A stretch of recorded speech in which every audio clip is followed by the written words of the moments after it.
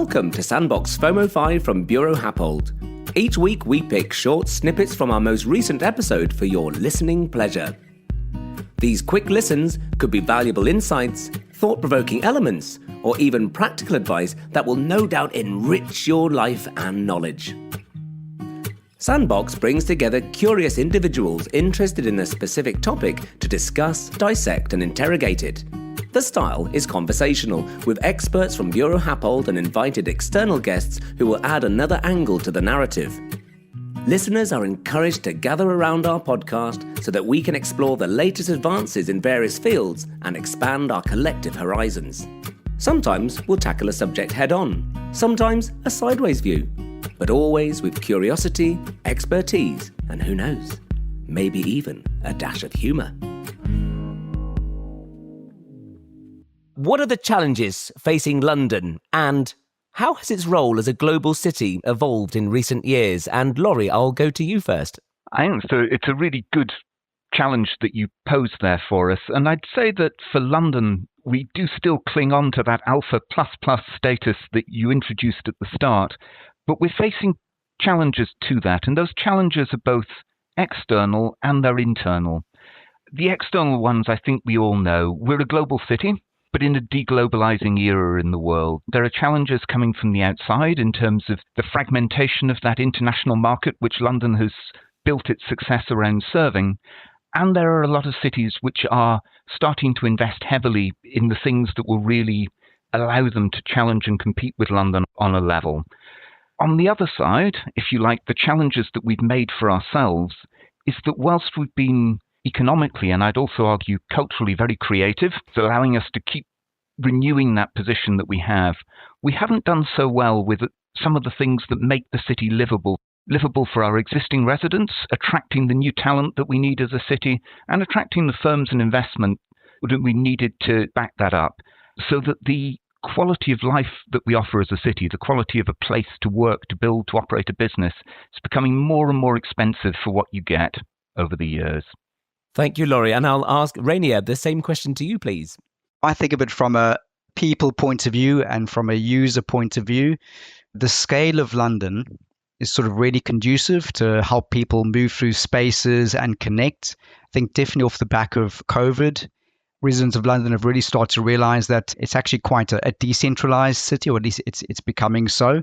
Less of a reliance on getting to the city centre, but more looking at having some hubs for people to sort of congregate around and really create communities and some real separate sort of cultures around the different spaces around London. From a district or from a campus point of view, you see a lot of new developments popping up, like Battersea down in South London, where there's a brand new development coming along, which has really been a big catalyst for regeneration. And you can sort of see communities really propping up and businesses making that their home. Likewise, in Stratford, off the back of the 2012 London Olympics, that whole massive regeneration piece around the key facilities in Stratford, but also the Queen Elizabeth Park and all the new residential buildings that have sort of risen up off the back of that. You can see how people have realized they don't have to be in the center of London. There's a really good opportunity. I think where London could possibly do better in the future is finding a way to connect all of these mini hubs to create this connected city. I think we are getting there. There's a lot of public sector funding and even private sector funding and looking to leverage that. But it's how we zoom out and from a cityscape point of view, identify what those key connection points are. So let's have a look at the modern urban trends now. Now, obviously, I think we keep thinking it since lockdown. Maybe you'll say it's been going on before that. But the whole sort of working trend in London has changed, hasn't it? And now we've got hybrid working. And how has hybrid working reshaped the urban landscape? And I'll go to Rainier first for that one, please. Yeah, I think off the back of COVID, you can definitely see workers' behaviors changing quite a bit. So less of an onus of having to travel into work at a specific time. So I think what's quite nice to see is a bit of a lower peak with regards to morning and evening traffic, which again gives people that flexibility to come into work when they need to, but also work from home. Pretty much means that homes are now becoming more functional spaces. So there's that dynamic of living spaces now becoming working spaces as well. And you can see the office space also having to transform and modify and sort of change to meet the actual office user needs. We've just moved into a new office in Old Street, and you can kind of see that dynamic really coming through, where there's a lot more breakout spaces, places for people to rest and interact with other people. So it's definitely changing that office space market.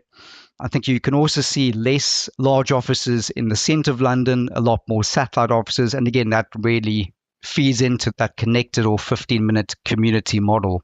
The pandemic did change our patterns of work.